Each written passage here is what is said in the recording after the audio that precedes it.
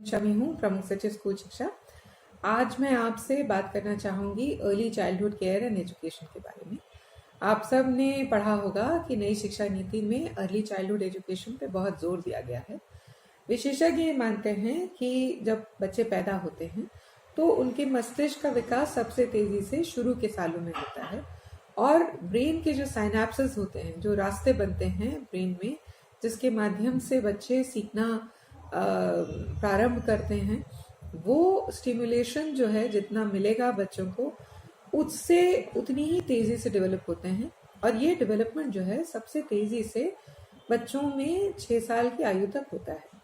अगर हमने बच्चे को इस उम्र में अच्छे से उनको सिखाया और उनको ब्रेन का स्टिमुलेशन कराया और हमने उनको गीत संगीत के माध्यम से, पढ़ाई के माध्यम से, कहानी के माध्यम से, विभिन्न तरीकों से बच्चों के ब्रेन को सही प्रकार से स्टिमुलेट कर दिया तो उनके जो आगे का जीवन होता है उसमें उनकी पढ़ाई बहुत ही सरल हो जाती है और वो सभी कार्य बहुत अच्छे से कर पाते हैं। इसलिए अर्ली चाइल्डहुड केयर एजुकेशन जो है वो बहुत अधिक इम्पोर्टेंट हो जाती है।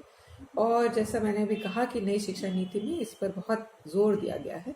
हमारे लिए ज़रूरी है कि हम अपने बच्चों को इस उम्र में हम उन्हें सिखाएं और ये सुनिश्चित करें कि उनका जो मानसिक विकास है वो बहुत तेज़ी से और बहुत अच्छे से हो। इसके लिए सीएम राइज डिजिटल ट्रेनिंग जो प्रोग्राम है उसके अंतर्गत 5 मॉड्यूल्स तैयार किए गए हैं जो केवल अर्ली चाइल्डहुड एजुकेशन पे फोकस्ड हैं। आप सबसे मेरा अनुरोध है कि आप इन मॉड्यूल्स को सही प्रकार से सीखें और इसके बाद मॉड्यूल्स के ख़त्म होने के बाद उसमें कुछ पोस्ट वर्क असेसमेंट्स भी होते हैं। इन असेसमेंट्स को आप करें, इससे आप स्वयं ये जांच पाएंगे कि जो आपने मॉड्यूल पढ़ा सीखा उसको आपने सही तरह से ग्राह्य किया है या नहीं, और अगर आवश्यक हो तो उन चीज़ों को रिवाइज कर लीजिए जिससे आप बिल्कुल अच्छी तरीके से भली भांति आप इस ट्रेनिंग को ग्रहण कर सकें। जितनी अच्छी आप ट्रेनिंग करेंगे उतनी ही अच्छी तरीके से आप बच्चों को पढ़ा पाएंगे और जितने अच्छे से आप बच्चों को पढ़ाएंगे उतनी ही अच्छे से हमारे बच्चों का भविष्य संवरेगा। तो आप सबसे मेरा अनुरोध है कि आप इस ट्रेनिंग को बहुत अच्छे से करें और आप सबको शुभकामनाएं कि इस ट्रेनिंग के बाद आप बहुत अच्छी तरीके से अपने कार्य को संपन्न कर सकें। Thank you. साथियों, प्रारंभिक बाल्यावस्था बच्चों के विकास में बेहद संवेदनशील समय होता है। शिक्षकों के रूप में ये हमारी जिम्मेदारी है कि हम अपने बच्चों को एक अच्छी शुरुआत दें जो उनकी सफलता को सुनिश्चित करे और उन्हें अपनी क्षमताओं के बेहतर प्रयोग के लिए तैयार करें। इसके लिए आवश्यक है कि हम एक श्रेष्ठ शिक्षक बने और अपनी कक्षा में बच्चों को सीखने का आनंददायी वातावरण और गुणवत्ता युक्त सुखद अनुभव दें। ये कोर्स श्रृंखला आपको अपनी कक्षा में आने वाले बच्चों के लिए गुणवत्तापूर्ण प्रारंभिक बाल्यावस्था शिक्षा सुनिश्चित करने में मदद करेगी। इस श्रृंखला में निम्न 5 कोर्स समेकित किए गए हैं। कोर्स 1, प्रारंभिक बाल्यावस्था शिक्षा के मूलभूत सिद्धांत। कोर्स 2, प्रारंभिक बाल्यावस्था में खेल और मॉर्निंग सर्कल की महत्ता। कोर्स 3, भाषा विकास और आरंभिक साक्षरता। कोर्स 4, संज्ञानात्मक विकास और संख्यापूर्व कौशल। कोर्स 5, मूल्यांकन और पालकों के साथ साझेदारी। इस श्रृंखला के पहले कोर्स में हम प्रारंभिक बाल्यावस्था शिक्षा की महत्ता को जानेंगे और कुछ मूलभूत सिद्धांतों पर गहराई से चर्चा करेंगे। इस कोर्स के अंत में आप कक्षा में बच्चों के विकास से जुड़ी गतिविधियां करने में सक्षम हो सकेंगे और कक्षा के लिए दैनिक दिनचर्या का निर्माण करने में सक्षम हो सकेंगे।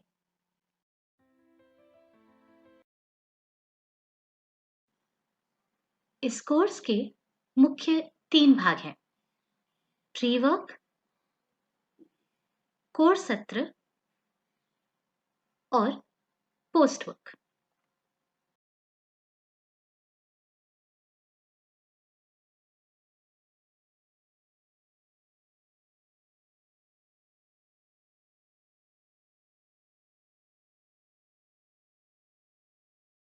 इस कोर्स श्रृंखला के पहले कोर्स प्रारंभिक बाल्यावस्था शिक्षा के मूलभूत सिद्धांत में आपका स्वागत है।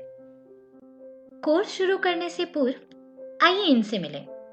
ये हैं दीपक जी और ये हैं समीर जी।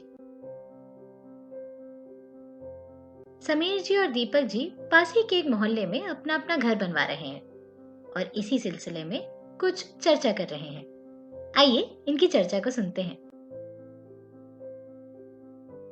अरे समीर जी, सुना है आपने कल बहुत अच्छी क्वालिटी वाला सीमेंट और सरिया मंगाया है।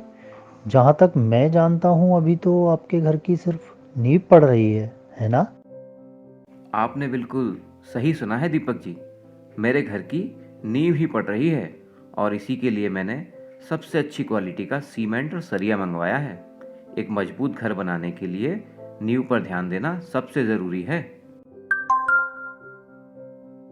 अरे समीर जी, कहाँ आप नींव पर इतने पैसे खर्च कर रहे हैं जो किसी को दिखाई भी नहीं देती। मैं तो पैसे घर की पुताई और फर्नीचर में खर्च करूँगा। दीपक जी, मेरी मानिए तो आप भी अपने घर की नींव पर और ध्यान दीजिए। आखिर घर की नींव ही ये तय करती है कि घर कितना मजबूत होगा। आंधी तूफान झेल पाएगा या नहीं, आगे चलकर उस घर में और कितनी मंजिलें जोड़ी जा सकती हैं, ये सब कुछ घर की नींव पर ही तो निर्भर करता है।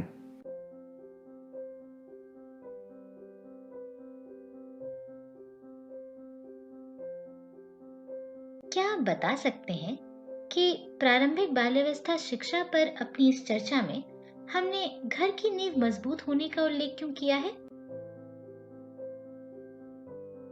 असल में जिस तरह मजबूत घर बनाने में नींव की भूमिका अत्यंत महत्वपूर्ण है, ठीक उसी तरह बच्चे के समग्र विकास में प्रारंभिक बाल्यावस्था शिक्षा की भूमिका अहम है।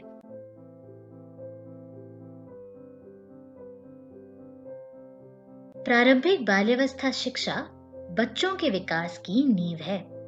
यानी नींव जितनी मजबूत होगी, इस पर जितना ध्यान दिया जाएगा, बच्चों का विकास उतना ही बेहतर होगा।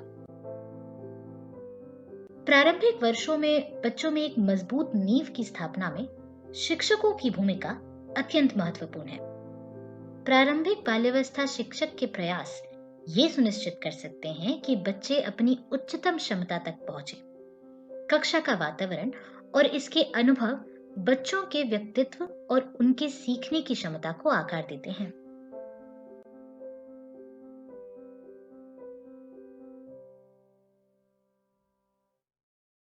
तो चलिए, प्रारंभिक बाल्यावस्था शिक्षा के समग्र दृष्टिकोण को समझने के लिए हमने अभी शिक्षकों की महत्ता को समझा।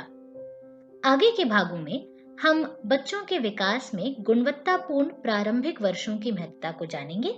साथ ही राष्ट्रीय शिक्षा नीति 2020 में प्रारंभिक बाल्यावस्था शिक्षा को दिए गए महत्व पर भी चर्चा करेंगे।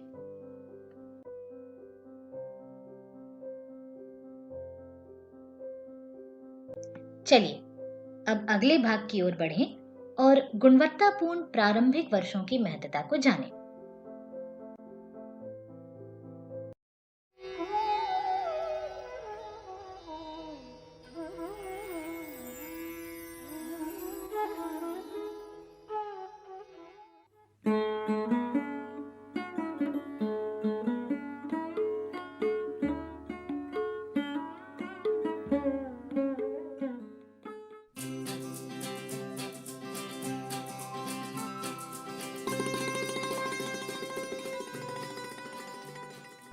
बच्चे पैदा होते हैं तो उनके माँ बाप, कुटुंब, समुदाय और समाज सबकी बहुत सारी आशाएं उनके साथ जुड़ जाती हैं।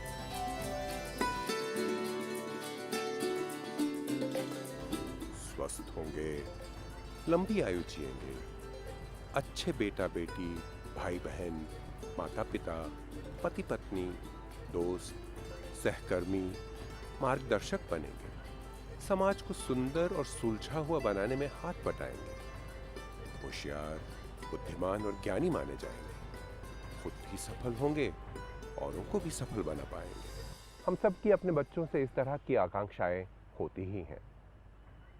विज्ञान हमें बताता है कि बच्चा हमारे इन चाहे रास्तों पे कितना आगे बढ़ पाएगा, ये बहुत हद तक उसके जीवन के पहले 7-8 साल पे निर्भर है।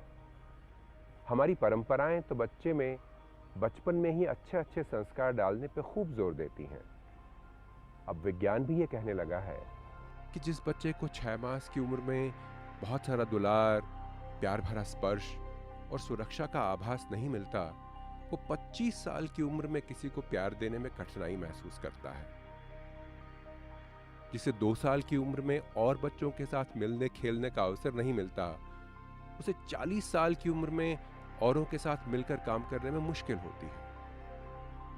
जिस बच्चे को 6-7 साल की उम्र में नई नई चीजों के बारे में सोचने, चुनौतियां स्वीकारने और मुश्किल गुत्थियां सुलझाने की आदत न पड़ी हो, उसके लिए बड़ा होकर भी ऐसे काम ठीक से करना एक बड़ी मुश्किल बन जाता है।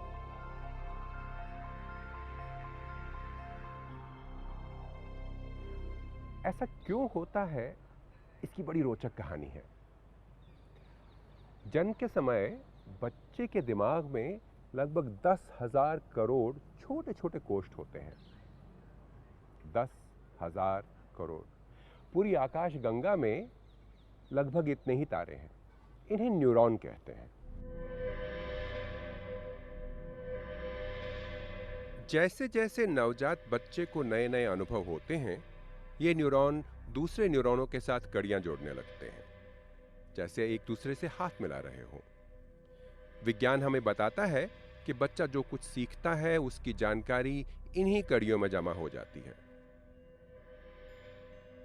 जो अनुभव बार बार होते हैं या ज्यादा गहरे होते हैं, उनकी कड़ियां खूब गहरा जाती हैं।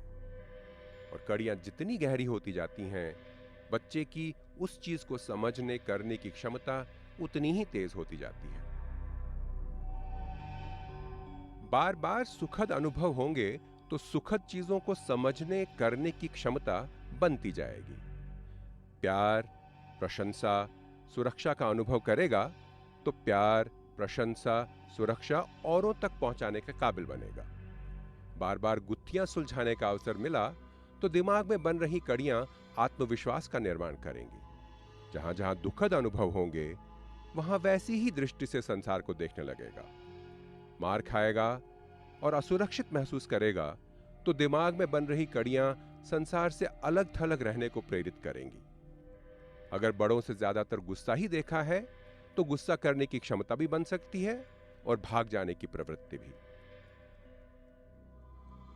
और अगर अनुभव हुए ही नहीं तो कुछ सोचने, समझने, करने की शक्ति भी बहुत कमजोर, बहुत क्षीण होगी। ऐसे बच्चों में बड़े होकर आत्मविश्वास की भारी कमी हो तो क्या आश्चर्य हो सकता है। इसे एक और तरह से समझ सकते हैं। कोई भी अनुभव हो तो हमारे भीतर उस अनुभव से जुड़ा कोई नया ज्ञान बनता है, उस विषय के बारे में कोई नई जानकारी बनती है। अगर हमारे दिमाग को न्यूरॉनों से बनाया हुआ एक घड़ा माने तो यूं समझें कि हर अनुभव से ज्ञान रूपी अमृत की एक एक बूंद हमारे घड़े में पड़ती जाती है। जैसे जैसे घड़ा भरता जाता है, हमारे ज्ञान का भंडार और विकसित होता है। हमारे पास संसार की गुत्थियों को सुलझाने की, सोचने समझने की, कुछ कर दिखाने की शक्तियों को बढ़ावा मिलता है। और यह बात हम सब पे लागू होती है।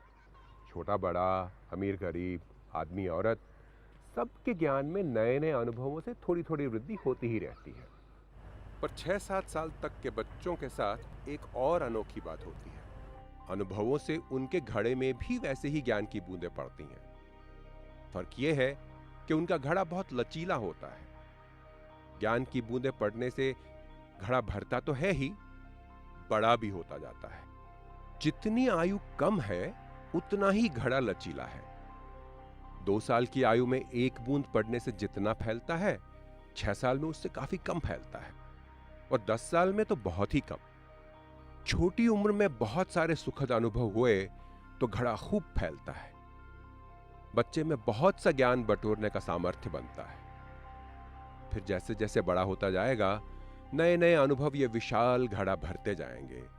ज्ञान खूब बढ़ेगा, क्षमताएं खूब निखरेंगी, खुद सफल होगा, औरों को सफल बना पाएगा। छोटी उम्र में सही अनुभव नहीं मिले तो घड़ा छोटा रह जाएगा। बड़ी उम्र में नए नए अनुभवों से ज्ञान तो बढ़ेगा, पर घड़े में कुल कितना ज्ञान समा सकता है, इसका फैसला तो हो चुका। ये बच्चा आगे बढ़कर अपने और अपने कुटुंब, समाज और देश के लिए कितना हितकर बन सकेगा, इस सामर्थ्य का फैसला हो चुका। न्यूरॉनों के बीच की ये घड़ा बनाने वाली कड़ियां दिमाग के अलग अलग हिस्सों में अलग अलग उम्र में बनती गहराती हैं। जैसे भाषा समझने बोलने की कड़ियां यूं तो जन्म से ही शुरू हो जाती हैं, लेकिन 5-6 महीने की उम्र में इनमें खूब तेजी आ जाती है। 3-4 साल की उम्र तक ये यूं ही बड़ी तेजी से बनती रहती हैं और फिर धीरे धीरे कम होती जाती है। ऐसा होने के कारण बच्चे की भाषा सीखने, समझने, बोलने की शक्ति इसी समय में सबसे आसानी से बन सकती है। बाद में नहीं होगा ऐसा नहीं है, पर पहले से काफी ज्यादा परिश्रम की जरूरत पड़ेगी। और इसलिए जिन बच्चों को इस उम्र में भाषा के अनुभव मिलेंगे, उनका भाषा विकास औरों के मुकाबले में काफी अच्छा होगा।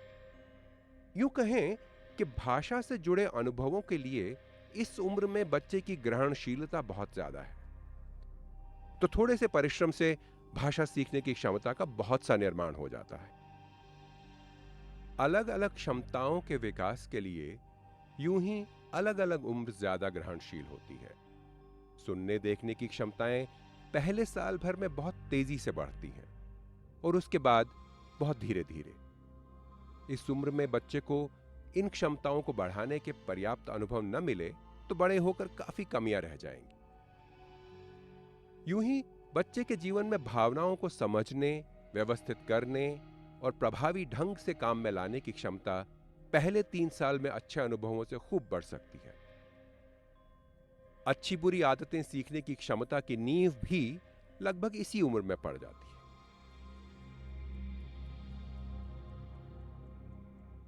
इन क्षमताओं के मुकाबले दूसरे लोगों से रिश्ते बनाने की क्षमता का निर्माण थोड़ी देर से शुरू होता है।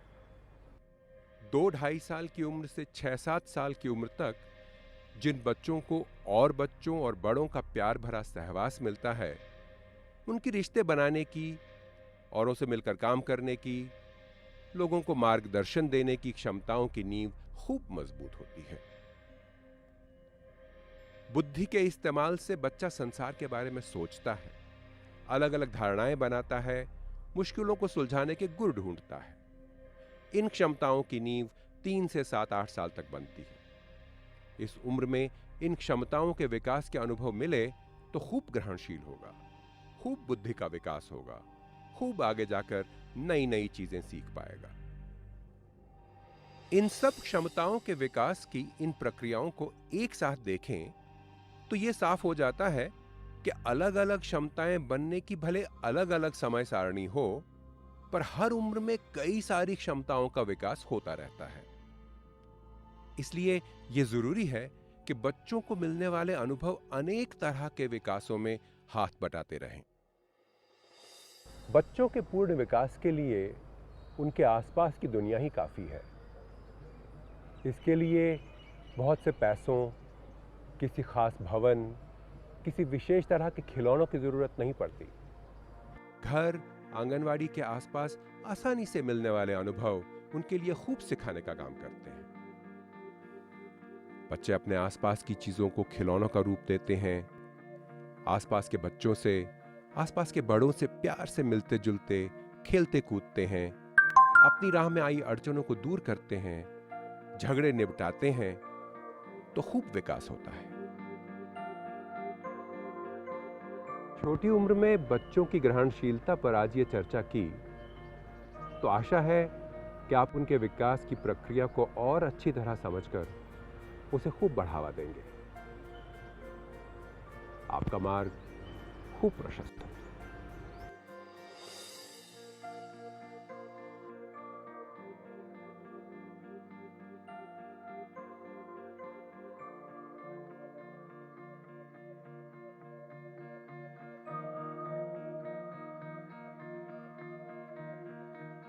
नमस्कार साथियों, पिछले भाग में हमने एक वीडियो की मदद से बच्चों के विकास में गुणवत्तापूर्ण प्रारंभिक वर्षों की महत्ता को जाना। लेकिन क्या आप जानते हैं कि इस महत्ता को नई शिक्षा नीति में भी पहचाना गया है? आइए नई शिक्षा नीति पर एक नजर डालें।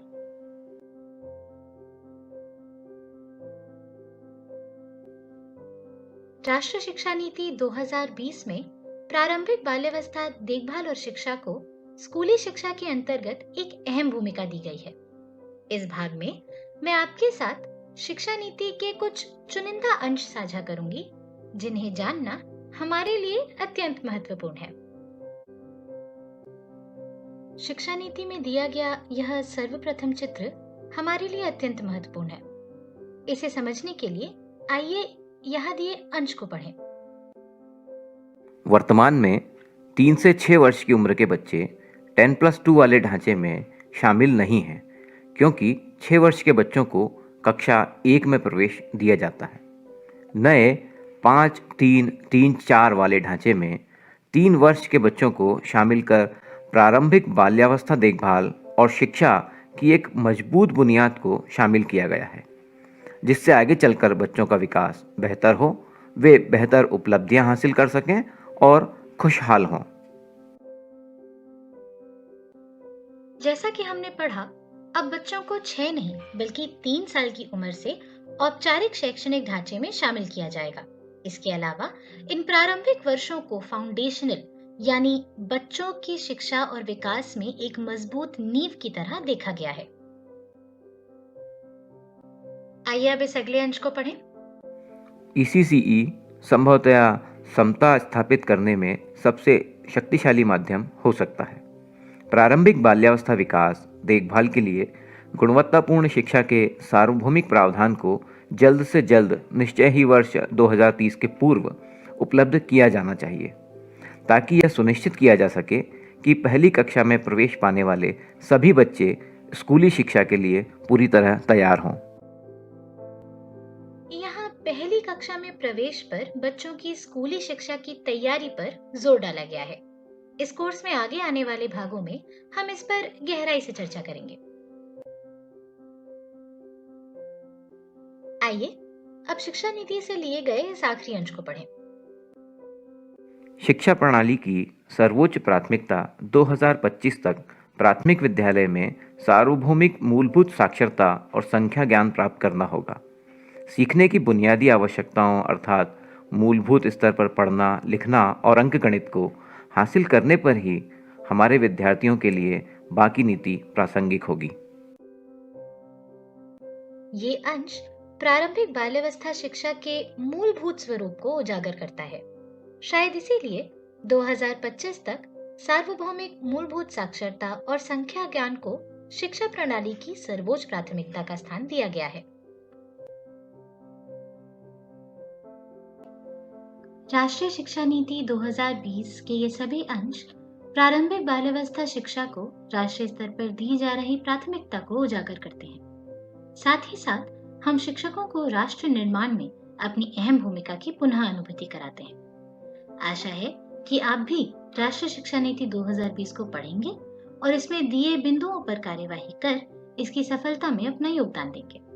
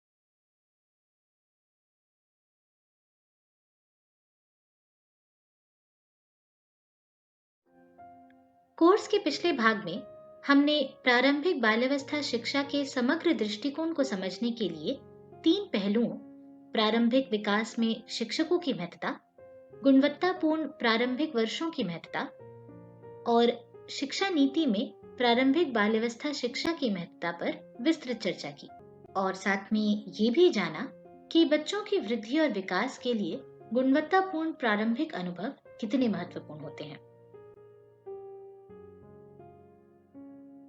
हम ये कह सकते हैं कि जिस तरह एक बीज को बढ़ने और फलने फूलने के लिए उपजाऊ मिट्टी, सूरज की रोशनी और पर्याप्त पानी की जरूरत होती है, उसी तरह छोटे बच्चों को भी अपनी उच्च क्षमता तक पहुंचने के लिए गुणवत्तापूर्ण प्रारंभिक बाल्यावस्था शिक्षा की आवश्यकता होती है।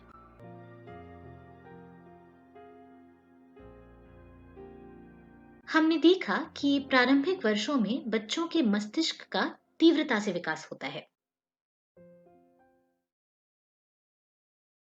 उनकी सामाजिक और व्यक्तिगत आदतें तेजी से विकसित होती हैं और बच्चों के सर्वांगीण विकास की नींव पड़ती है। अतः प्रारंभिक बाल्यावस्था में बच्चों के सीखने के स्तर में बढ़ोतरी करने के लिए यह आवश्यक है कि उन्हें गुणवत्तापूर्ण पूर्व प्राथमिक शिक्षा या प्रारंभिक बाल्यावस्था शिक्षा प्रदान की जाए।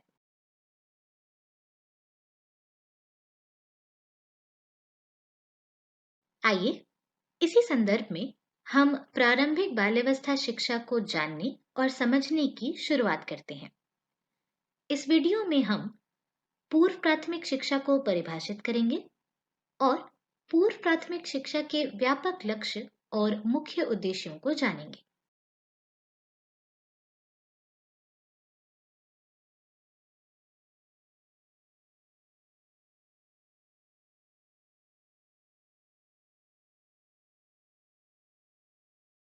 NCERT द्वारा निर्मित पूर्व प्राथमिक पाठ्यचर्या दस्तावेज में पूर्व प्राथमिक शिक्षा को कुछ इस प्रकार परिभाषित किया गया है।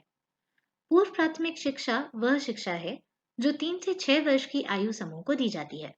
यह औपचारिक शिक्षा का प्रथम चरण है। पूर्व प्राथमिक शिक्षा भिन्न भिन्न स्वरूप में दी जा रही है, जैसे आंगनबाड़ी, नर्सरी स्कूल, पूर्व प्राथमिक विद्यालय, preparatory school, kindergarten, Montessori school और सरकारी एवं निजी विद्यालयों के पूर्व प्राथमिक अनुभाग। आइए पूर्व प्राथमिक शिक्षा या प्रारंभिक बाल्यावस्था की शिक्षा से जुड़े कुछ महत्वपूर्ण बिंदुओं पर नजर डालें। ये विशेष रूप से 3 से 6 वर्ष की आयु के बच्चों के लिए विद्यालय पूर्व शिक्षा पर ध्यान केंद्रित करती है।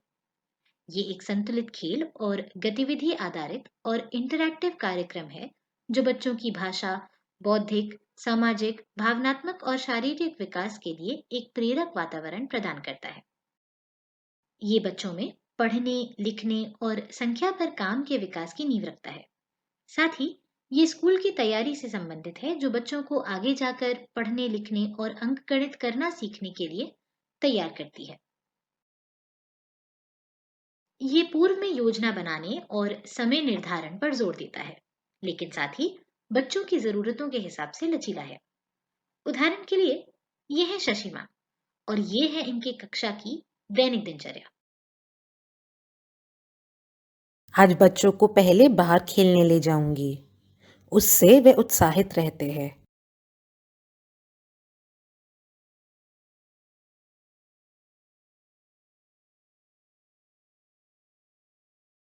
आइए अब पूर्व प्राथमिक शिक्षा के व्यापक लक्ष्यों और मुख्य उद्देश्यों पर नजर डालें। पूर्व प्राथमिक शिक्षा के व्यापक लक्ष्य कुछ इस प्रकार हैं।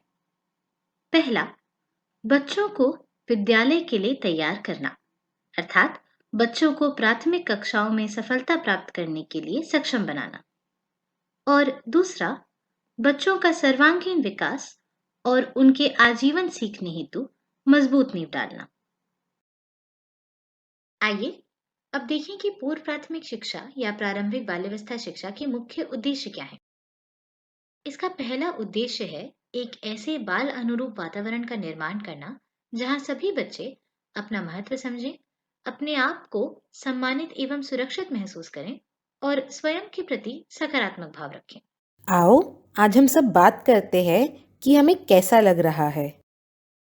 अरे वाह, अब मैं सबको बताऊंगा कि मैंने आज कितना अच्छा चित्र बनाया। दूसरा उद्देश्य है बच्चों में बेहतर स्वास्थ्य, खुशहाली, पोषण, स्वच्छता एवं स्वास्थ्य संबंधी अच्छी आदतों का विकास करना। अभी खाने का समय है। हम सबसे पहले क्या करेंगे? हाथ धोएंगे। तीसरा उद्देश्य है बच्चों को लगन से सीखने वाला बनने। मैं इन सब की गिनती करूंगा। 1, समीक्षात्मक रूप से सोच सकने योग्य बनने, रचनात्मक बनने और अपने परिवेश से सहयोगात्मक और जुड़ाव स्थापित कर सकने योग्य बनने में मदद करना। आपने अपने घर का चित्र तो बहुत अच्छा बनाया है। चौथा उद्देश्य है बच्चों को पूर्व प्राथमिक विद्यालय से प्राथमिक विद्यालय में सहज पारगमन के लिए तैयार करना और व्यक्तित्व के समग्र विकास के अवसरों को बढ़ावा देना। बहुत बढ़िया ध्वनि। आपके पास 10 मिनट का समय है इस प्रश्न को हल करने के लिए।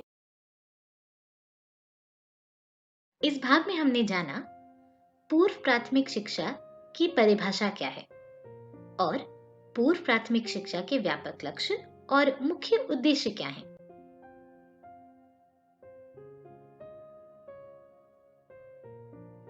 आशा है आपको ये भाग लाभदायक लगा होगा। और हाँ, अपनी कक्षा में उपयोग हेतु महत्वपूर्ण बिंदुओं को अपनी शिक्षक डायरी में नोट करना ना भूलिएगा।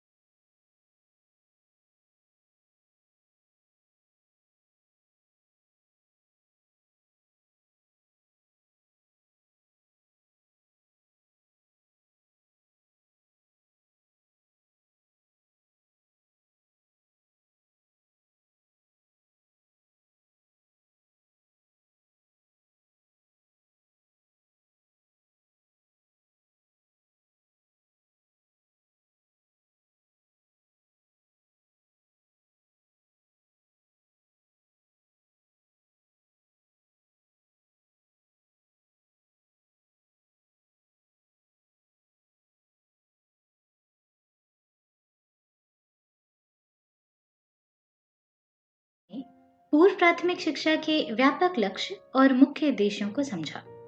इन सभी उद्देश्यों को पूरा करने के लिए प्रारंभिक बाल्यावस्था शिक्षा के कुछ मूलभूत सिद्धांतों यानी प्रिंसिपल्स को समझना और उन्हें अपनी कक्षा में लागू करना आवश्यक है।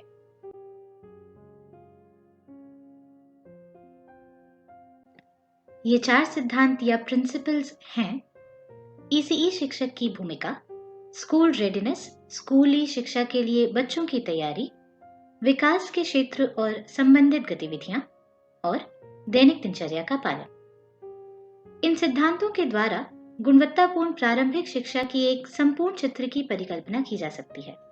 ये चारों सिद्धांत जब साथ आते हैं तब बच्चों के विकास और भविष्य की एक ऐसी मजबूत नींव पड़ती है जो बच्चों को उनकी उच्चतम क्षमता प्राप्त करने के लिए तैयार करती है।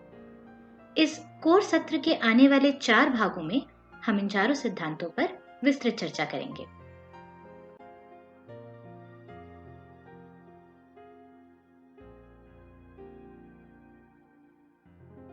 आइए पहले सिद्धांत से शुरू करते हैं।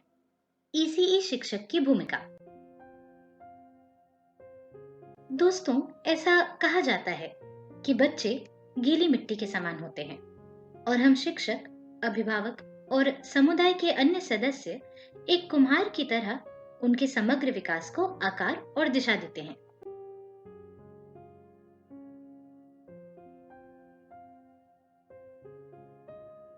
ऐसे में एक पूर्व प्राथमिक शिक्षक के तौर पर हमारा अपनी भूमिका को समझना अत्यंत महत्वपूर्ण हो जाता है। आइए अब पूर्व प्राथमिक शिक्षक की भूमिका पर कुछ महत्वपूर्ण बिंदुओं पर नजर डालें।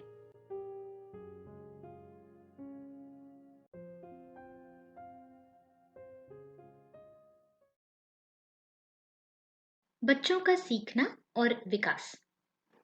इस बिंदु में पाठ्यक्रम के उद्देश्यों को पूरा करने के लिए सीखने को सुगम बनाना, विकास की दृष्टि से उपयुक्त समग्र और चुनौतीपूर्ण गतिविधियों की योजना बनाना, समूह एक के लिए ये गतिविधि ठीक रहेगी। बच्चों की आवश्यकताओं और क्षमताओं की पहचान करने के लिए उनका अवलोकन करना और बच्चे के सीखने और विकास की गति के साथ आगे बढ़ना शामिल है। पार्थ को इस संख्या की पहचान हो गई है। संबंध और पारस्परिक व्यवहार। इसमें लगातार संवाद करना और बच्चे के सीखने को उसके परिवेश से जोड़ना, बच्चों के साथ और बच्चों के बीच स्वस्थ और सकारात्मक संबंध बनाना, बच्चों के साथ एक शांत, प्रेम व वात्सल्य और मैत्रीपूर्ण तरीके से बातचीत करना, बहुत बढ़िया। तथा माता-पिता के साथ साझेदारी में काम करना और उनके साथ मजबूत संबंधों को प्रोत्साहित करना शामिल है। रिंकू ने आपके द्वारा सिखाई गई कविता आज कक्षा में सुनाई। छोटे बच्चों के लिए शुरुआत में अपने घर से निकलकर स्कूल आना एक अज्ञात और अनजान अनुभव हो सकता है।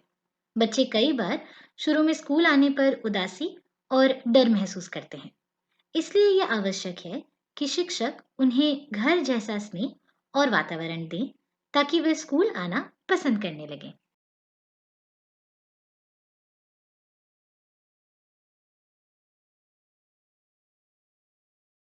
भौतिक वातावरण। इसका अर्थ है भौतिक वातावरण और उपकरणों की व्यवस्था, गतिविधियों, कार्यक्रमों और समूहों का निर्धारण जैसे पहलुओं को ध्यान में रखकर सीखने में मदद करने वाले शिक्षण वातावरण का निर्माण करना।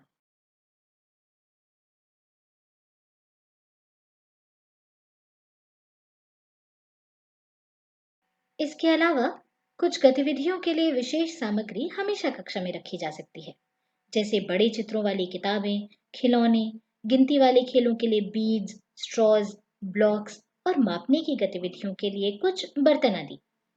बच्चों को रंगों से खेलने में तो मजा आता ही है, तो उनके लिए रंग, पुराने अखबार इत्यादि भी रखे जा सकते हैं। इसी शिक्षक की भूमिका में अगला महत्वपूर्ण बिंदु है लैंगिक समानता। शिक्षकों को कक्षा में लैंगिक समानता भी सुनिश्चित करनी चाहिए। ये करने के लिए शिक्षकों को लड़कों और लड़कियों से समान और उचित अपेक्षाएं प्रदर्शित करनी चाहिए और उन्हें एक समान ध्यान, सम्मान और अवसर देना चाहिए। साथ ही ऐसी किताबों, खेलों और अन्य गतिविधियों का चयन करना चाहिए जो लैंगिक पूर्वाग्रह से मुक्त हो।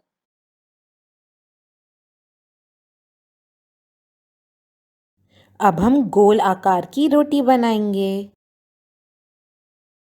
समावेशी कक्षा। समावेशी कक्षा सुनिश्चित करने के लिए आप विशेष जरूरतों वाले बच्चों की शुरुआत में ही पहचान करने में और उनके लिए विशेष प्रयास करने में मदद करें।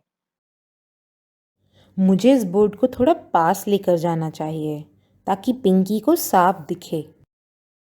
ऐसी गतिविधियों का चयन जो दिव्यांग बच्चों के सीखने की क्षमता के अनुकूल हो। उदाहरण के लिए, देखने में कठिनाई महसूस करने वाले बच्चों को विभिन्न संवेदी अनुभव दिए जा सकते हैं। इसके अलावा कक्षा में दिव्यांग बच्चों का सामाजिक समावेशन भी सुनिश्चित करें। पार्थ के लिए दौड़ना मुश्किल होगा। उस दौरान मैं उसके साथ आसपास के रंगों को पहचानने का खेल खेल सकती हूँ। इस भाग में हमने ईसीई शिक्षक की भूमिका के संदर्भ में इन महत्वपूर्ण बिंदुओं को जाना। पहला, बच्चों का सीखना और विकास सुनिश्चित करना। दूसरा, संबंध और पारस्परिक व्यवहार बनाए रखना। तीसरा, कक्षा में एक आकर्षक और मजेदार भौतिक वातावरण का निर्माण करना। चौथा, कक्षा में लैंगिक समानता सुनिश्चित करना। और पांचवा, कक्षा को समावेशी बनाना।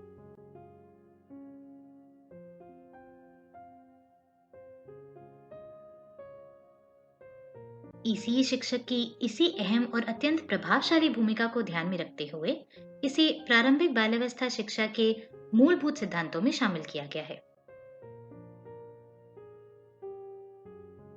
आशा है आपको ये भाग लाभदायक लगा। आइए अब इस भाग से संबंधित एक अभ्यास कार्य करते हैं। अपनी भूमिका से जुड़े महत्वपूर्ण बिंदुओं को ध्यान रखने के लिए एक चेकलिस्ट बनाएं। चेकलिस्ट कुछ इस प्रकार की हो सकती है। उपरोक्त दी गई चेकलिस्ट सुझावात्मक है। अपने संदर्भ को ध्यान में रखते हुए इस भाग की मुख्य बिंदुओं पर आधारित चेकलिस्ट बनाएं। बनाई हुई चेकलिस्ट को शिक्षक साथियों और जन शिक्षक के साथ अवश्य साझा करें। और हाँ, उसे कक्षा में एक ऐसी जगह लगाएं जहां आप उसे निरंतर देख सकें और उसका उपयोग कर सकें।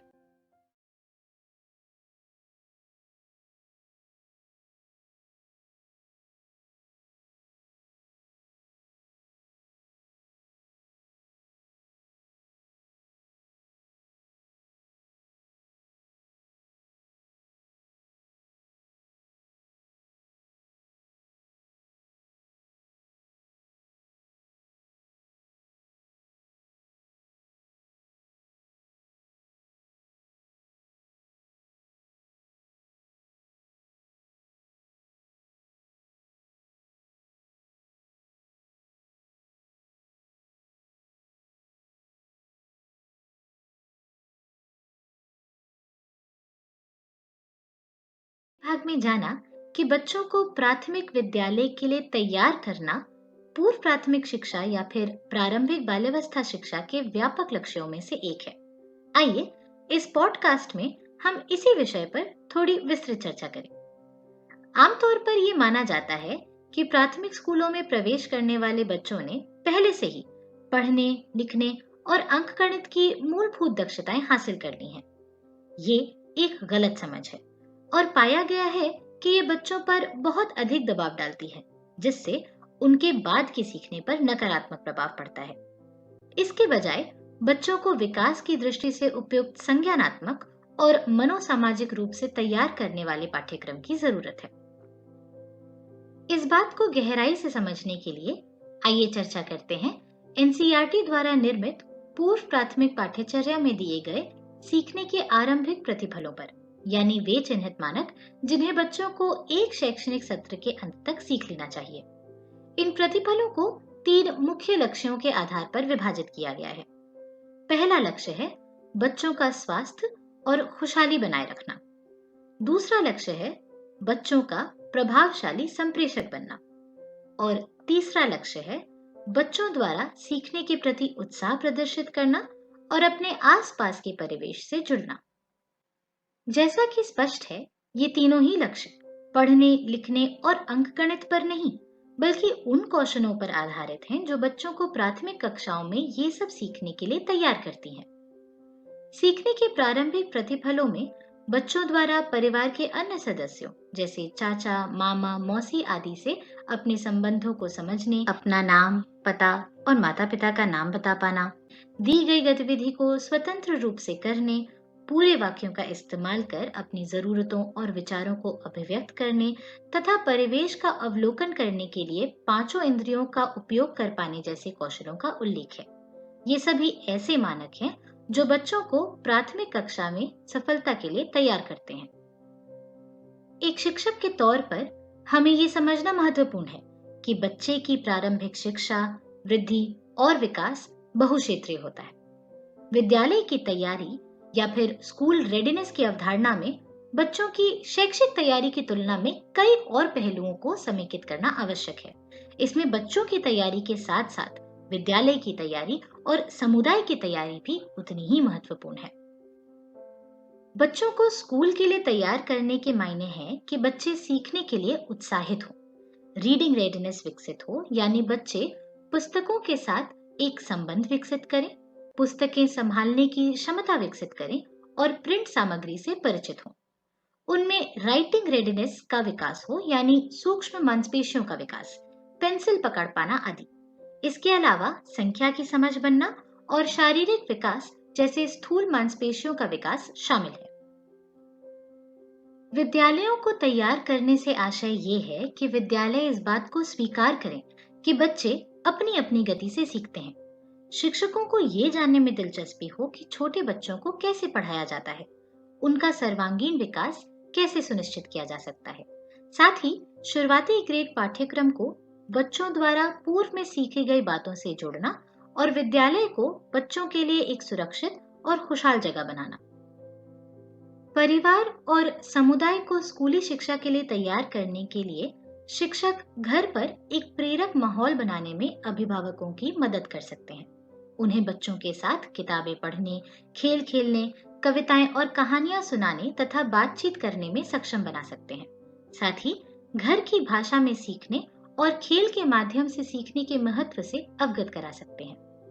अंततः ये कहना सही होगा कि प्रारंभिक बाल्यावस्था का समय बच्चों के विकास में एक अत्यंत संवेदनशील समय होता है। ऐसे में प्राथमिक कक्षाओं में बच्चों को सफलता के लिए तैयार करने में बच्चों का तैयार होना, विद्यालय का तैयार होना और समुदाय का तैयार होना तीनों ही आवश्यक है। नमस्कार साथियों, हमने पिछले भागों में गुणवत्तापूर्ण प्रारंभिक बाल्यावस्था शिक्षा के 2 महत्वपूर्ण सिद्धांतों के बारे में जाना। आइए अब हम तीसरे सिद्धांत को समझें। विकास के क्षेत्र और संबंधित गतिविधियां। साथियों, हम सभी ने अपने जीवन में कहीं ना कहीं बच्चों को बड़ा होते देखा है, चाहे वो हमारे परिवार के बच्चे हों या हमारे मोहल्ले के। हम जानते हैं कि छोटे बच्चे जैसे जैसे बड़े होते हैं, वे अलग अलग प्रक्रियाओं को करने में क्षमता प्राप्त करते हैं, जैसे चलना, दौड़ना, उछलना, बोलना, पकड़ना, छोटी वस्तुओं और बड़ी वस्तुओं में अंतर कर पाना, रंग पहचानना आदि।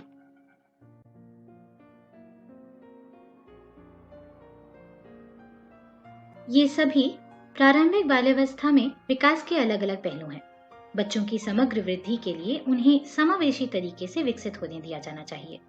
इसके लिए बच्चों के विकास के 5 क्षेत्रों पर ध्यान दिया जाता है और उनका आकलन किया जाता है। विकास के 5 क्षेत्र कुछ इस प्रकार हैं।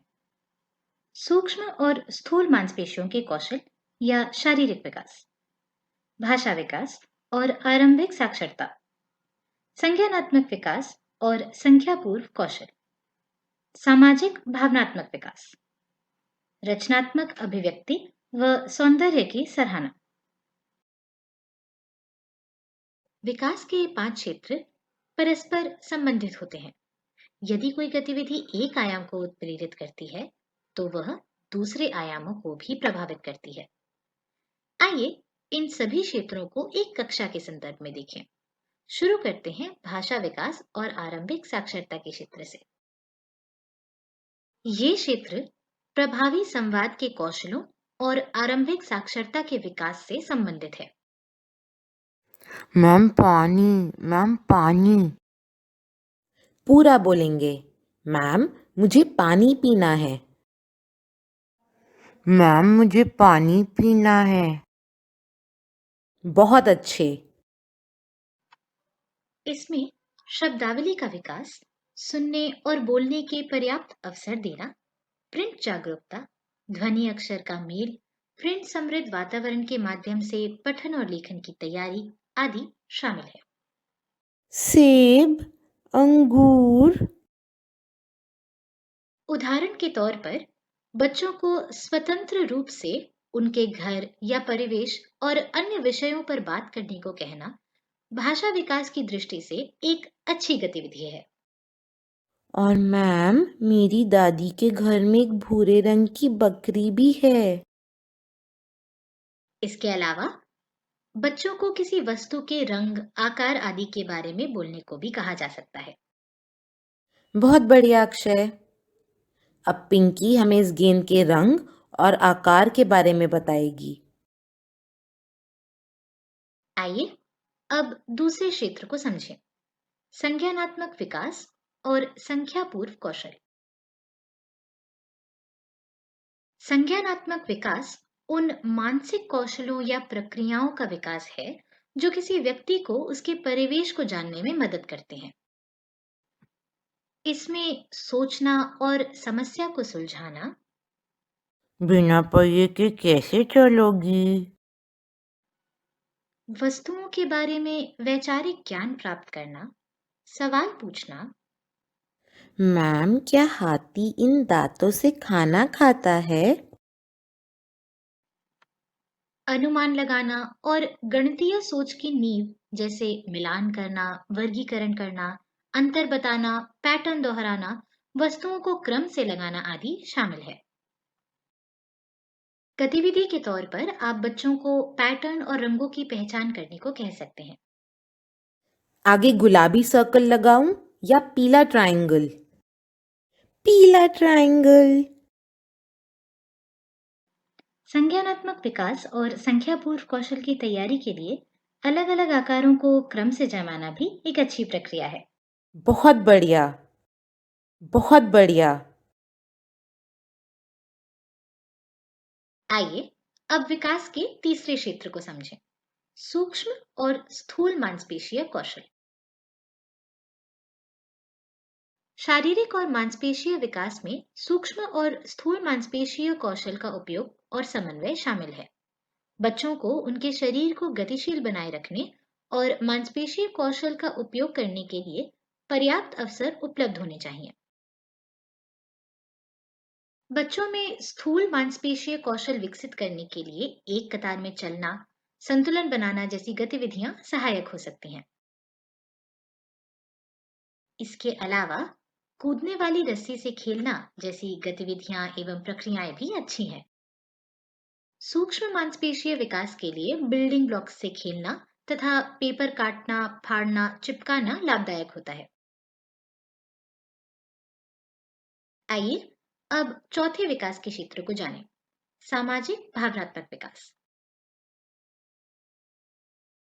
ये क्षेत्र आपस में संबंधित दो घटकों को जोड़ता है, सामाजिक और भावनात्मक। इसमें बच्चों का अन्य लोगों के साथ रिश्ता बनाना, दूसरों की भावनाओं के प्रति संवेदनशील होना, दूसरों के साथ आनंदमय तरीके से खेलना, दूसरों के साथ बारी लेना और सहयोग करना शामिल है। अब पिंकी की बारी। हाँ, और उसके बाद पल्लवी की।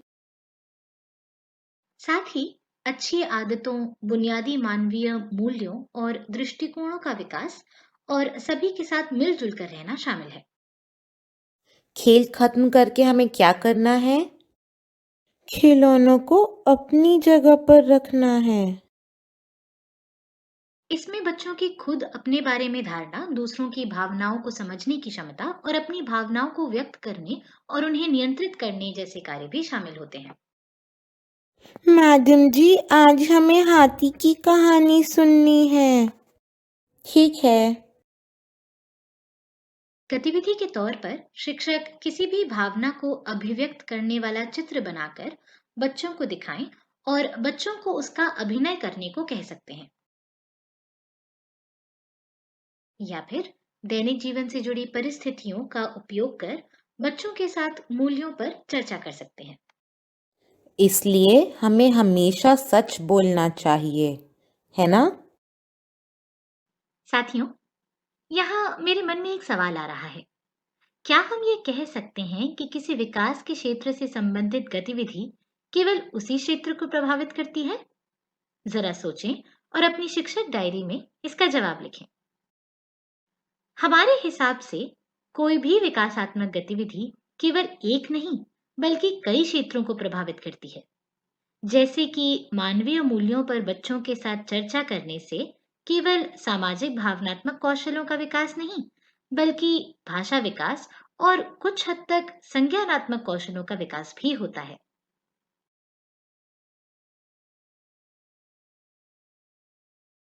आइए अब विकास के पांचवें और आखिरी क्षेत्र पर नजर डालें, रचनात्मक अभिव्यक्ति और सौंदर्य की सराहना। इस क्षेत्र में कला, संगीत और अन्य रचनात्मक गतिविधियों के माध्यम से स्वतंत्र रूप से और रचनात्मक तरीके से अभिव्यक्त करने की क्षमता शामिल है। एक चिड़िया, अनेक चिड़िया। यह बच्चों में पर्यावरण के सौंदर्य की सराहना का भाव जगाने और उनमें आसपास के वातावरण के प्रति संवेदनशीलता का विकास करने में मददगार होता है। यहाँ शिक्षक गतिविधि के तौर पर बच्चों को अपनी पसंद की चित्रकारी करने को कह सकते हैं और इसके लिए उन्हें निर्देशित कर सकते हैं, या फिर बच्चों से ऐसे प्रश्न पूछ सकते हैं जो उनकी कल्पनाशीलता को प्रेरित करें, जैसे क्या होता अगर चिड़िया की तरह हमारे भी पंख होते? हम कहीं भी उड़ के जा सकते थे।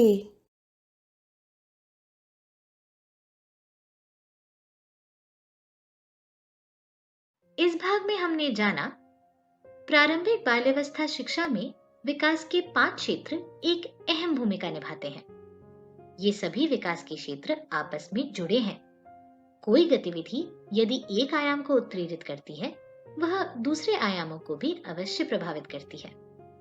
साथ ही उदाहरण के तौर पर हमने हर क्षेत्र से जुड़ी गतिविधियां भी देखी।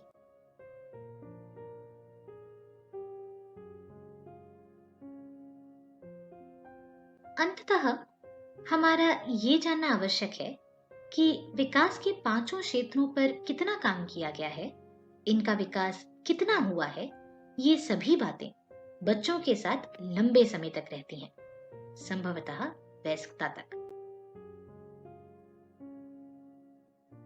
इसलिए गुणवत्तापूर्ण प्रारंभिक शिक्षा की परिकल्पना को पूरा करने के लिए विकास के क्षेत्रों की जानकारी तथा संबंधित गतिविधियों को निरंतर कक्षा में करते रहना बहुत जरूरी है। आशा है आपको ये भाग उपयोगी और लाभदायक लगा होगा। आइए अब इस भाग से संबंधित एक अभ्यास कार्य करते हैं। अपनी कक्षा के उपयोग के लिए किसी एक विकास के क्षेत्र से जुड़ी एक गतिविधि की योजना बनाएं। आपकी सहायता के लिए यहाँ सुझावात्मक गतिविधि दी गई है। आप वीडियो पॉज करके इसे पढ़ सकते हैं। अपने द्वारा बनाई हुई गतिविधि को शिक्षक साथियों और जन शिक्षक के साथ साझा करें। आपकी सहायता के लिए अगले भाग में एक पठन सामग्री के माध्यम से विकास के इन पांचों क्षेत्रों से संबंधित गतिविधियों का पिटारा दिया गया है। गतिविधियों और उनके साथ बताए गए सिद्धांतों को अवश्य पढ़ें और अपनी कक्षा में उनका उपयोग करें।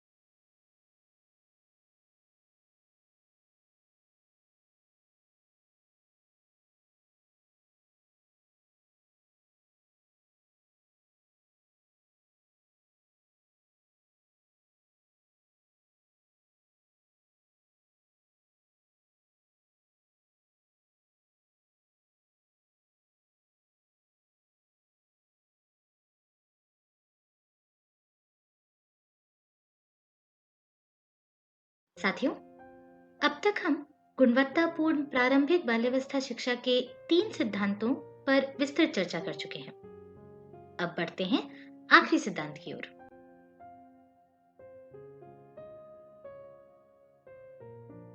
दैनिक दिनचर्या का पालन। ये भाग शुरू करने से पूर्व मैं आपको एक परिदृश्य दिखाना चाहती हूँ। ये एक प्राथमिक स्कूल है। इस स्कूल में कक्षा 1 से 5 में करीब 120 बच्चे पढ़ते हैं। ये स्कूल किसी भी अन्य स्कूल की तरह ही है, केवल एक अंतर के साथ। इस स्कूल में किसी भी तरह का टाइम टेबल, समय सारिणी या फिर रूटीन लागू नहीं किया जाता।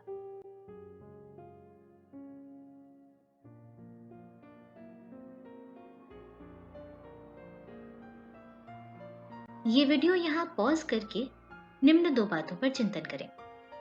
अगर आप ऐसे किसी विद्यालय में शिक्षक होते तो कैसा महसूस करते? कोई रूटीन ना होना बच्चों के विकास पर किस तरह का प्रभाव डाल सकता है?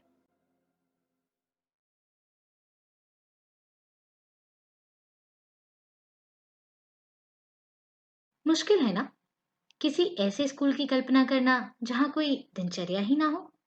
ऐसा इसलिए क्योंकि दैनिक दिनचर्या या रूटीन बच्चों के सर्वांगीण विकास में एक अहम भूमिका निभाता है, उनके अनुभवों को संरचित करने में मदद करता है। एक अच्छा रूटीन मात्र समय सारिणी नहीं है, बल्कि ये बच्चों को सभी क्षेत्रों में विकास के समान अवसर देने का एक मूलभूत तरीका है। साथ ही ये हमें विकासात्मक गतिविधियों को क्रम में व्यवस्थित करने का अवसर देता है।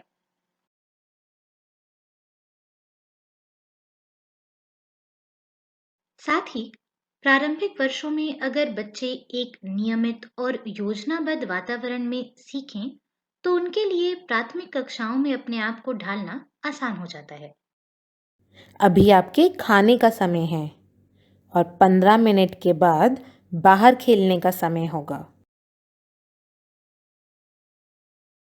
आज गणित के पीरियड में सर गतिविधि द्वारा जोड़ समझाएंगे। हाँ, और आज तो खेल के पीरियड में मेरी खो खो की प्रतियोगिता है। आइए इसी संदर्भ में हम इसी कक्षा के लिए एक सुझावात्मक 4 घंटे की दैनिक दिनचर्या और इसे बनाने के लिए कुछ ध्यान रखने योग्य बातों पर नजर डालें।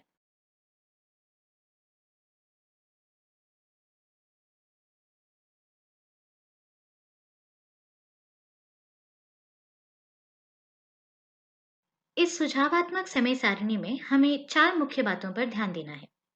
पहला, आप देखेंगे कि हर सत्र का समय 30 मिनट से ज्यादा नहीं है।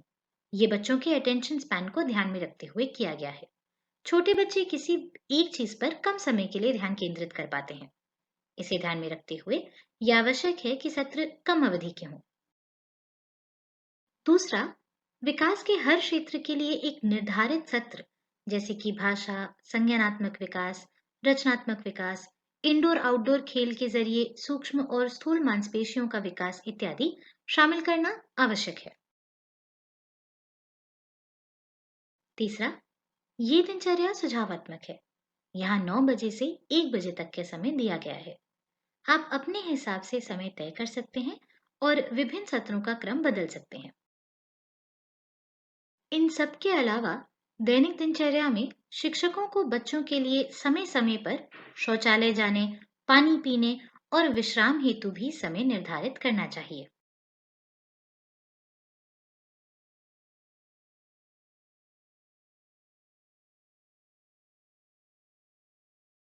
मैं जानती हूँ आप भी अपनी कक्षा के लिए ऐसी दिनचर्या बनाना चाहेंगे। तो आइए अब हम दैनिक दिनचर्या या समय सारिणी की रूपरेखा बनाने के लिए कुछ मुख्य बिंदुओं पर नजर डालें, जिन्हें ध्यान में रखकर हम अपनी कक्षा के लिए एक प्रभावी दैनिक दिनचर्या की योजना बना पाएंगे।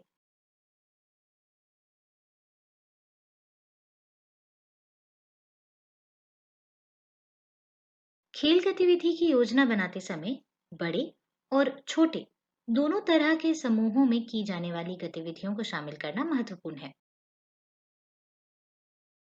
आज बच्चों को 2 समूहों में बांटूंगी।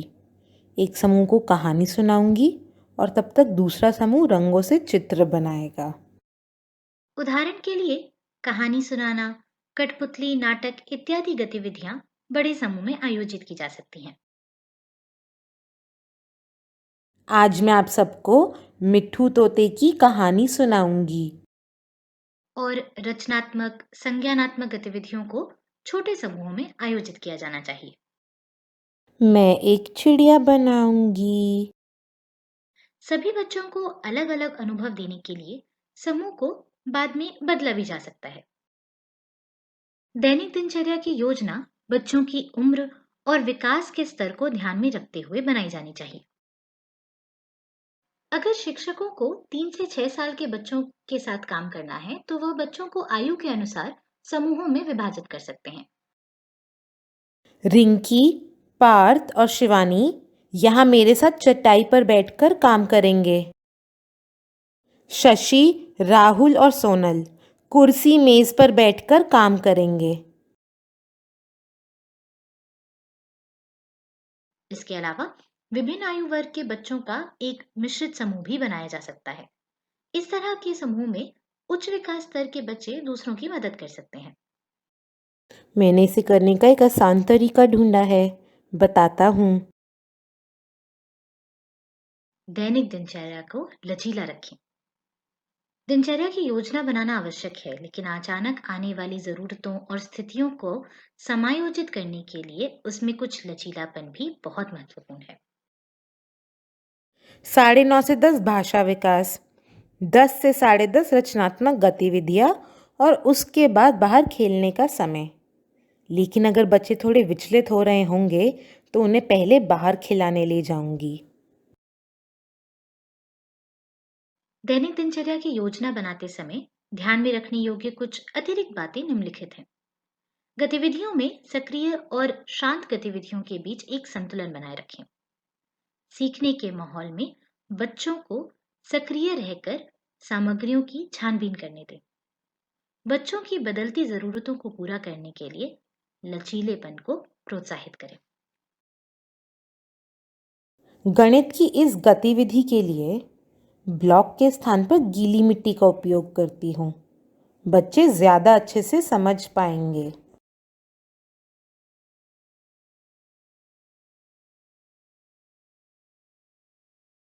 इंडोर, आउटडोर, स्वतंत्र, निर्देशित सभी तरह की गतिविधियों को शामिल करें। बच्चों द्वारा खुद से की जा सकने वाली और शिक्षक निर्देशित दोनों तरह की गतिविधियों में अवसर के बीच संतुलन रखें। एकल छोटे समूह में होने वाली और संपूर्ण समूह वाली गतिविधियों और संवाद को दिनचर्या में शामिल करें। छोटे समूह के लिए वस्तु के आकार की पहचान। बड़े समूह को कहानी सुनाऊंगी और फिर कहानी के मुख्य पात्र पर बच्चों के साथ चर्चा करूंगी।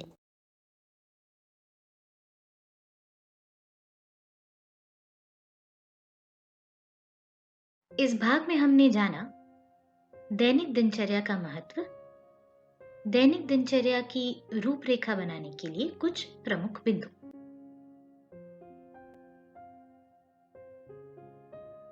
आशा है आपको ये भाग लाभदायक लगा। चलिए अब इस भाग से संबंधित एक अभ्यास कार्य करते हैं। अपने उपयोग के लिए एक चेकलिस्ट बनाएं जो आपको दैनिक दिनचर्या बनाने में सहायक होगी।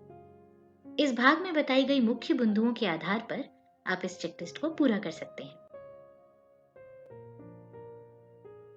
बनाई हुई चेकलिस्ट को शिक्षक साथियों और जन शिक्षक के साथ अवश्य साझा करें। साथियों, इस कोर्स में हमने गुणवत्तापूर्ण प्रारंभिक बाल्यावस्था शिक्षा की परिकल्पना में इन चारों सिद्धांतों के महत्व को समझा। पहले सिद्धांत में हमने ईसीई शिक्षक की भूमिका को समझा और जाना कि शिक्षकों को कई महत्वपूर्ण बातों को ध्यान में रखना चाहिए, जैसे कक्षा में लैंगिक समानता सुनिश्चित करना, उसे समावेशी बनाना, एक प्रभावी शिक्षण वातावरण का निर्माण करना इत्यादि। स्कूल रेडीनेस के सिद्धांत में हमने बच्चों की स्कूली तैयारी में समुदाय और विद्यालय की तैयारी का महत्व समझा, तीसरे सिद्धांत में हमने बच्चों के सर्वांगीण विकास के 5 क्षेत्रों को जाना और उनसे संबंधित कई गतिविधियां देखी तथा चौथे सिद्धांत में हमने दैनिक दिनचर्या का पालन का महत्व और एक अच्छी दैनिक दिनचर्या बनाने के मुख्य बिंदुओं को जाना।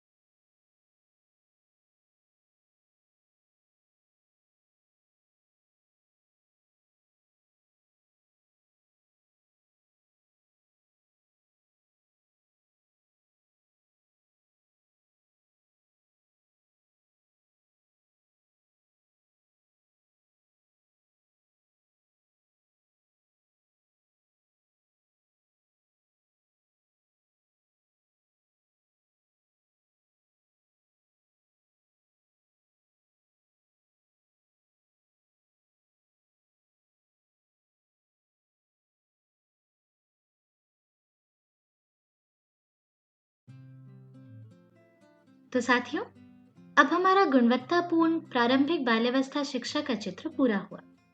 जैसा कि साफ है, इस चित्र को पूरा करने के लिए चारों ही सिद्धांत आवश्यक हैं। आइए कोर्स के इस भाग में देखें कि हम अपनी कक्षा में इन सिद्धांतों पर कैसे काम कर सकते हैं।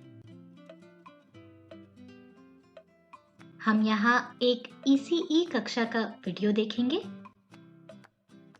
और इसके साथ 2 पोस्ट वर्क गतिविधियां करेंगे। अगला वीडियो दिल्ली के एक शासकीय स्कूल में वर्ष 2019 में बनाया गया था। इस स्कूल में पीपल संस्था द्वारा सहयोग दिया जाता है।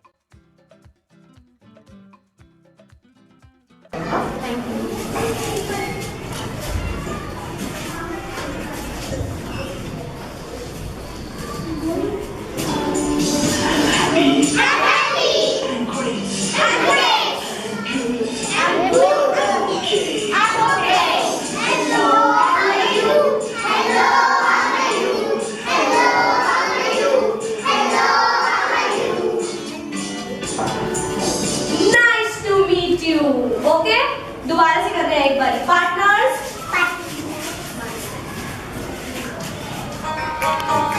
मैम को आपकी आवाज ज्यादा तेज आनी चाहिए।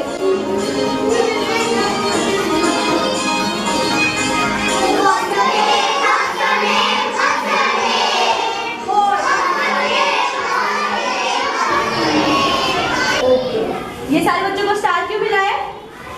क्योंकि वो तेज बोल भी रहे थे और एक्शन भी कर रहे थे। Okay, sit down class. दूर से फ्रेंड्स मिल रहे हो आप दोनों, उधर से आओ। चलो मिलो, आओ। What's your name? What's your name? My name is Kumar. Nice to meet you. Hello, how are you? Hello, how are you?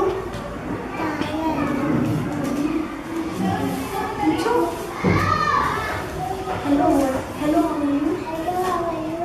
I am Mary. Okay class में हमारा बहुत अच्छा रहेगा। अब हम वॉशरूम के लाइन बनाएंगे।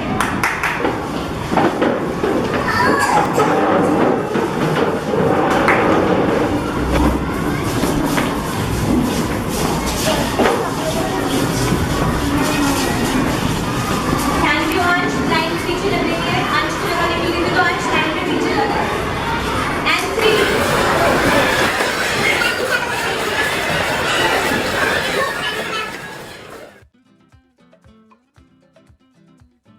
इस वीडियो में आपने एक इसी कक्षा में होने वाली कई आवश्यक प्रक्रियाओं पर ध्यान दिया होगा। आइए मुख्यतः इन 2 प्रक्रियाओं के साथ आगे बढ़ें। बहुक्षेत्रीय विकासशील गतिविधियां तथा निर्धारित दिनचर्या। हम कोर्स के पोस्ट वर्क के रूप में इन्हीं 2 प्रक्रियाओं से संबंधित 2 कार्यों को पूरा करेंगे और कक्षा में इनका उपयोग करने के लिए अपने आप को सक्षम बनाएंगे।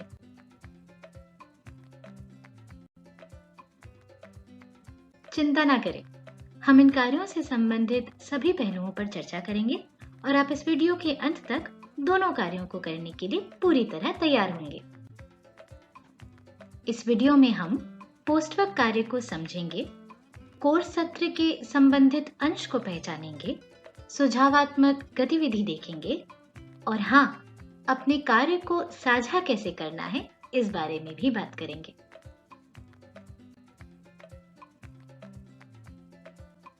आइए पहली पोस्टवर्क गतिविधि को समझें। हमने कोर्स में इन 5 विकास के क्षेत्रों को समझा है। इन सभी क्षेत्रों पर काम करने के लिए यह आवश्यक है कि हम बच्चों को इनसे जुड़ी गतिविधियां करा पाएं। हमारी पहली पोस्टवर्क गतिविधि के तौर पर हम इन सभी क्षेत्रों के लिए एक कक्षागत गतिविधि की योजना बनाएंगे।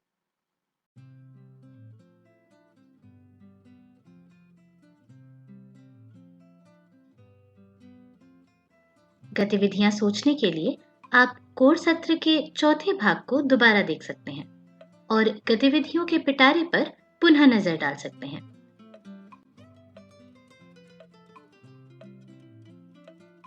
यहाँ आपके लिए एक सुझावात्मक गतिविधि दी गई है। अपनी गतिविधियां तैयार करते समय आप इस फॉर्मेट का उपयोग कर सकते हैं।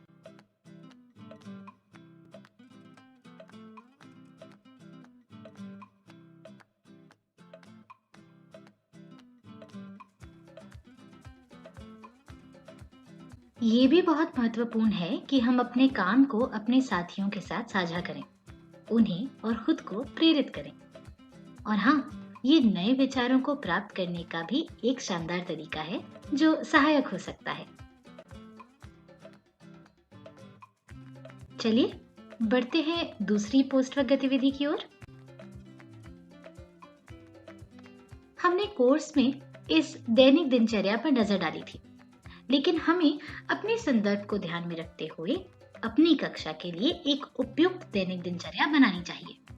इस कार्य में हमें सिर्फ इतना ही करना है, अपनी कक्षा के लिए एक दैनिक दिनचर्या बनानी है।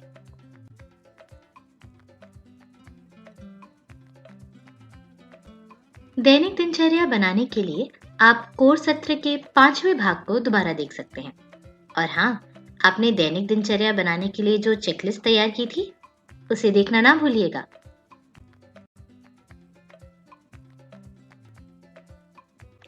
आपकी सहायता के लिए यहाँ एक सुझावात्मक टेम्पलेट दी गई है। अपने संदर्भ में इसे ढालकर अपनी दैनिक दिनचर्या का निर्माण करें और हाँ, विकास के सभी क्षेत्रों को अवश्य समेकित करें।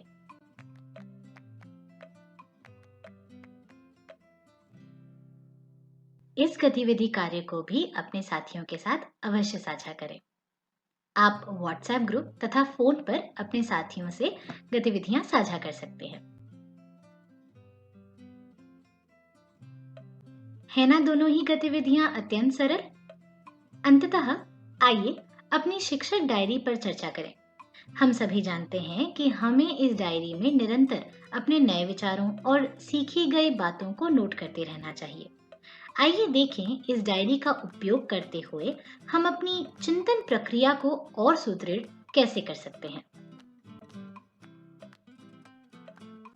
चिंतन प्रक्रिया को और सुदृढ़ बनाने के लिए हमने यहाँ आपके लिए कुछ निर्देशात्मक प्रश्नों का उल्लेख किया है, जैसे कोर्स करने से पूर्व प्रारंभिक बाल्यावस्था शिक्षा को लेकर मेरे क्या विचार थे, कोर्स करने के बाद क्या विचार हैं, कोर्स में मुझे सबसे प्रभावशाली अंश कौन सा लगा और क्यों, कोर्स में बताई गई बातों का मैं अपनी कक्षा में उपयोग कैसे करूंगी। इनके बारे में गहराई से चिंतन करें और जवाब अपनी शिक्षा डायरी में लिखें। सीखने की यात्रा अभी बाकी है। हम पीएलसी समूह में इन सभी विचारों पर विस्तार से चर्चा करेंगे।